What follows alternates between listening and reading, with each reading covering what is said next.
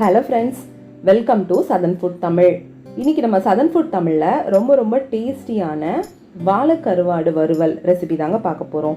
இதை நம்ம ரொம்ப சிம்பிளாக ஈஸியாக செஞ்சிடலாம். வாங்க எப்படி பண்ணுறதுன்னு வீடியோக்குள்ளே போய் பார்க்கலாம். இதை பண்ணுறதுக்காக நான் இன்றைக்கி வாழைக்கருவாடு 10 பீஸ் போல் எடுத்திருக்கேன்.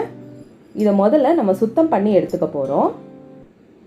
இந்த வாழைக்கருவாடோட சைடில் இருக்க இந்த செதில்களை எல்லாம் நம்ம ஒரு சிசரை வச்சு கட் பண்ணி சுத்தம் பண்ணிக்கலாம்.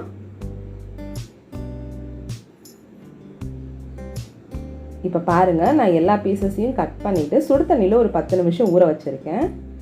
10 நிமிஷத்துக்கு அப்புறமா ஏன் நம்ம சுடு தண்ணியில் ஊற வைக்கிறோன்னா, இது மேலே இருக்க அந்த ஒயிட் கலர் லேயரெல்லாம் நம்ம சுடு தண்ணியில் ஊற வச்சு இப்படி தேய்க்கும் போது வந்துடும். ப்ளஸ் அந்த கருவாடில் உப்பு கண்டென்ட் அதிகமாக இருக்கும். ஸோ அதையும் இது கம்மி பண்ணிடும்.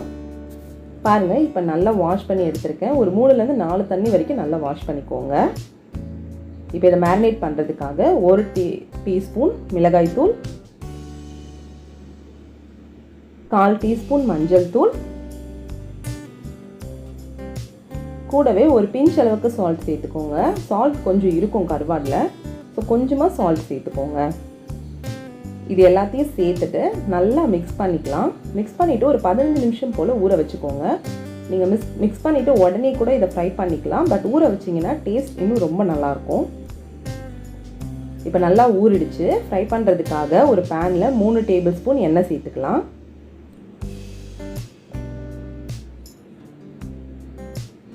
இப்போ எண்ணெய் நல்லா சூடானதுக்கப்புறமா நம்ம மேரினேட் பண்ணி வச்சுருக்க கருவாடு பீசஸை உள்ளே ஒன்று ஒன்றா சேர்த்துக்கலாம். சேர்த்துட்டு ஒரு 5 நிமிஷம் மீடியம் ஃப்ளேமில் வச்சுக்கோங்க. ஃப்ரெண்ட்ஸ், நம்மளோட சேனலை இப்போ தான் நீங்கள் ஃபர்ஸ்ட் டைம் பார்க்குறீங்கன்னா கீழே இருக்க ரெட் கலர் சப்ஸ்கிரைப் பட்டனை ப்ரெஸ் பண்ணிவிட்டு அப்படியே பக்கத்தில் இருக்க அந்த பெல் ஐக்கானை கிளிக் பண்ணி ஆல்ங்கிற ஆப்ஷன் செலக்ட் பண்ணிக்கோங்க. அப்போ தான் நம்ம சேனலில் போடுற எல்லா வீடியோவோட நோட்டிஃபிகேஷனும் உங்களுக்கு உடனே வரும். இப்போ பாருங்கள், ஒரு சைடு நல்லா ஃப்ரை ஆகிடுச்சு. இன்னொரு சைடும் திருப்பி போட்டு மீடியம் ஃப்ளேமில் ஒரு 5 நிமிஷம் வச்சுக்கோங்க.